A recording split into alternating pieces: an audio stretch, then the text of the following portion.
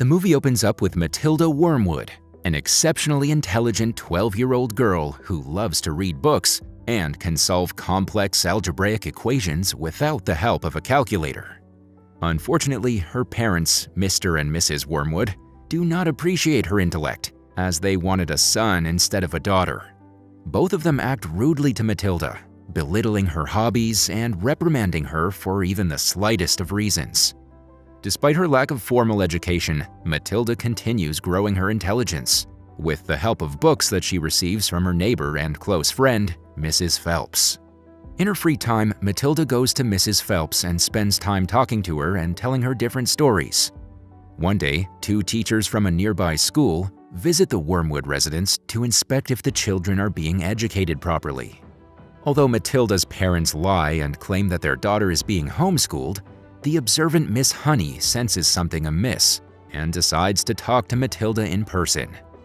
While the parents are busy with the other teacher, Honey secretly approaches Matilda and tells her about the perks of studying in school.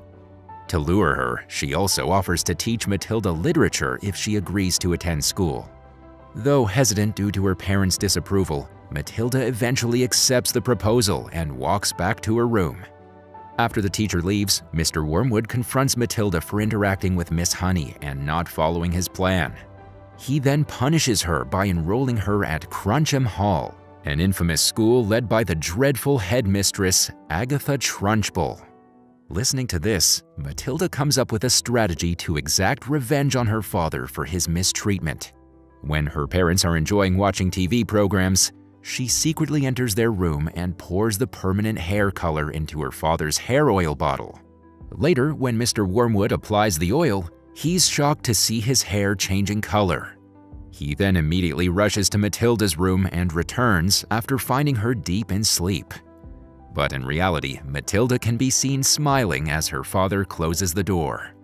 The next morning, Matilda wakes up early and rushes to her school, excited to attend class for the first time. To her bad luck, she arrives in front of the school so early that even the gate is not open. Right then, Phelps arrives there and informs Matilda that she's about 1 hour early to school and offers the little girl to spend some time in her library. Matilda agrees and follows Phelps to the library. There, Matilda begins telling a story about a famous escapologist and his lover, an acrobat. She mentions that both of them were experts in their areas and well-respected. Matilda's book-loving friend, Mrs. Phelps, is intrigued by the tale and inquires where she had heard it. To her surprise, the little girl proudly states that she constructed the story. She then resumes the story and tells that the boy and girl get married but fail to bear a child even after years of being together. In front of a large audience at a circus, the couple announces that they'll be performing a daring stunt called The Burning Woman, where the wife with dynamite in her hair will be hurled through the air over sharks and spiky objects, only to be caught by her husband locked in a cage. Mrs. Phelps is intrigued by the story, but Matilda admits that she doesn't know what happens next and needs time to think and add to it. Before Matilda can complete the story, the school gate opens and she enters the school with another new girl. As soon as they walk through the gate, they witness a statue of Mrs. Trunchbull, the vicious headmistress of the school. The girls are told by other students that the school is like a prison and that no one can escape from Mrs. Trunchbull's wrath. The headmistress is known for beating and straightening out the students before they graduate, making the school a place of fear and misery. After a long wait, Matilda finally makes it to her classroom and is surprised to see that her teacher is none other than Miss Honey, a kind and empathetic woman who loves working with children. Unlike the infamous Mrs. Trunchbull, Miss Honey is a breath of fresh air for Matilda, and she feels relieved to be in her class. Following this, Matilda takes a look at the class board and notices that it's filled with algebraic equations that the seniors had written the previous night. Miss Honey then asks Matilda to clean the board, but instead of using a duster, Matilda starts solving the equations.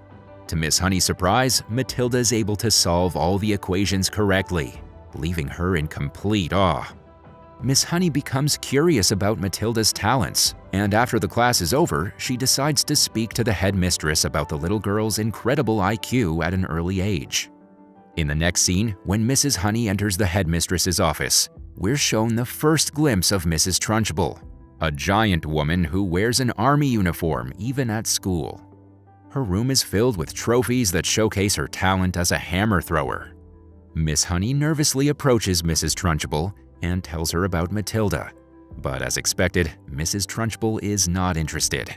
She has no desire to give any student special attention and is only interested in punishing and making their lives miserable. Later that day, when Matilda returns home, she excitedly shares the details of her first day at school with her parents. However, her parents, particularly Mr. Wormwood, a car salesman, is too preoccupied with his recent sale of illegally modified luxury cars to pay any attention to their daughter's achievements. Despite the illegal work, Mrs. Wormwood is happy due to the money her husband is making. However, Matilda, who values honesty, scolds her father for cheating others. In response, her father rips apart her book, leaving Matilda heartbroken. Seeking revenge, Matilda sneaks into her parents' room the next morning and pours glue into her father's hat. He unknowingly puts on the hat and heads off to work. The following day, Matilda makes new friends at school, but her happiness is short-lived. A boy rushes in, panic-stricken, and asks for help. The reason for his fear is that someone has poured syrup on Mrs. Trunchbull's chair, and now she's convinced that the boy is responsible. He also mentions that the punishment for such an offense is severe. The guilty student will be placed in chokey, a punishment box where they're tortured like hell.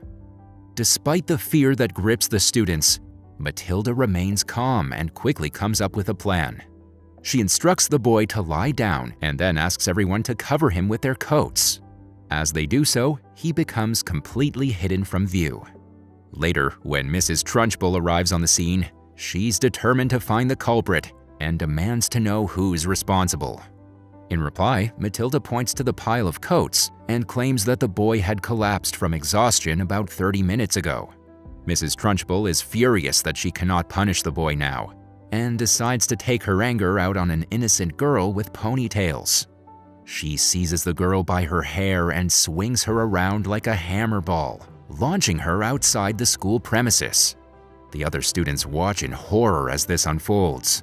Fortunately, the girl is not hurt and she returns to school as if nothing happened. After school, Matilda meets Mrs. Phelps and continues with her story about the escapologist and his pregnant wife. She mentions that the acrobat hired a cruel and menacing manager, who's also a former hammer-throwing champion, to help with the show's promotion. However, during the performance, the escapologist finds out about his wife's pregnancy and tells the same thing to the crowd, canceling the show. This initially stuns the crowd, but they eventually understand the situation and erupt in applause. However, the arrogant manager interrupts the emotional moment, explaining that the show must go on because she has spent a lot of money on promotions, and even threatens to call the police if the couple don't perform. Having no other options left, the escapologist and the acrobat reluctantly prepare themselves for the dangerous stunt. Before the story completes, Matilda again leaves, not before informing Phelps that she will continue the story the following day. The next day during lunch in the school cafeteria, Mrs. Trunchbull accuses someone of stealing her chocolate cake. Right then, a small but overweight boy burps loudly and is caught by Mrs. Trunchbull. Mrs. Trunchbull then orders him to eat a large chocolate cake entirely, or else he will be sent to chokey. Despite the odds, the boy eats the entire cake with the encouragement of his friends. Mrs. Trunchbull is surprised by the turn of events and tries to find an excuse to punish the boy. However, she ultimately takes him to the chokey, even though Matilda tries her best to stop her. After school, Matilda visits Mrs. Phelps and tells her the remainder of the story. She mentions that the escapologist and the acrobat successfully execute their stunt. But at last, his pregnant wife falls and sustains several fractures. She dies shortly after giving birth to their daughter, leaving the escapologist to raise her alone. With an aim to give his daughter the best life, the escapologist then hires the evil manager, who is also the stepsister of his late wife. Unfortunately, the stepsister torments and forces the little girl to work. One day, the escapologist finds out about it and promises the little girl that he will take revenge on the cruel stepsister. Sadly, he leaves at night in his car and never comes back. Back to the present, Matilda is alone in her room when she discovers that she can move objects without touching them, using telekinesis. The next day at school, Mrs. Trunchbull declares that the day's physical education classes will take place on a field with barbed wires, high fences, and mines. She also mentions that the students must cross the entire thing without rest. Matilda is horrified by the cruelty and decides to take action. She asks her female friend to drop her pet newt into Mrs. Trunchbull's water glass. As she planned, when the headmistress sees the newt, she becomes enraged and tries to punish all the students. But Matilda stands up to her and calls her a bully. She also uses her telekinesis powers and chases her away from the field. After school, Matilda shows off her newfound powers of telekinesis to Miss Honey, who is surprised but promises to keep it a secret. As they walk home together, they bond over their hobbies and interests, and Miss Honey invites Matilda to her small cottage-like house in the forest. Matilda asks about Miss Honey's parents and discovers that she was left in the care of her cruel step-aunt after her mother passed away and her father disappeared. Listening to this, Matilda has a sudden realization that the story she was narrating to Mrs. Phelps about the escapologist and the acrobat is, in fact, a real story about Miss Honey's parents. After Miss Honey confirms it and reveals that her step-aunt is none other than the cruel headmistress, Matilda becomes even more determined to seek revenge against Mrs. Trunchbull and retrieve Miss Honey's stolen home. However, when Matilda arrives home, her parents give her bad news. Mr. Wormwood informs Matilda that the faulty cars he sold have been discovered, and that the customers are now after them. He then asks her to pack her belongings as the entire family is now moving to Spain. This news comes as a setback to Matilda's plan, but she remains determined to help Miss Honey and defeat the cruel headmistress. The following day, despite being saddened by the news that her family is moving to Spain, Matilda decides to attend school one last time. At school, Mrs. Trunchbull summons all the students to a dark room for a spelling competition and announces a harsh punishment if any of them make errors. She then reveals a choky box with razor-sharp thorns in it. The competition starts well, but when students start answering all of the words, Mrs. Trunchbull brings up a fake long word. When a student fails to answer, she drags her to the choky box. Seeing this, the other students start purposely giving wrong answers, thinking Mrs. Trunchbull cannot punish them all at once. But to their horror, Mrs. Trunchbull has multiple choky boxes set up and reveals them all. Matilda then decides to take matters into her own hands and warns Mrs. Trunchbull to go away. When Mrs. Trunchbull doesn't listen, Matilda uses her newfound power, creates a large humanoid figure out of metal chains, and destroys all the choky boxes, leaving Mrs. Trunchbull stunned. Following this, she binds Mrs. Trunchbull's hair into 2 ponytails and swings her with the help of them, launching her out through the ceiling. Afraid, Mrs. Trunchbull then leaves the school and house keys and flees the place.